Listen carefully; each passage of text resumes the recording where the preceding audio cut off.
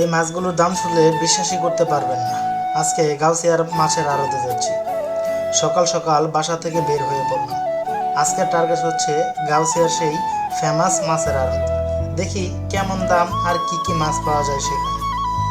এটা হচ্ছে আড়তের সামনের সিন। দেখতেই পাচ্ছেন ট্রাক ভরে টাটকা টাটকা মাছ আসতেছে।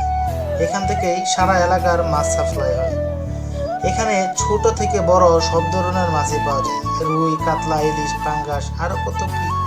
অনেক মাছ তো আমি ভিডিওই করতে পারি না। এক কথায় মাছের রাজ্য বলা হয় এই জায়গাটাকে। শেষে নিজের পছন্দ মতো কিছু মাছ কিনে নিলাম। তারপর রিকশায় করে বাসায় যাওয়ার পথের অভিজ্ঞতা এক কথায় দারুণ ছিল। মাছ কেনার যে অভিজ্ঞতা সেটি আসলে মনোমুগ্ধকর হয়ে থাকে।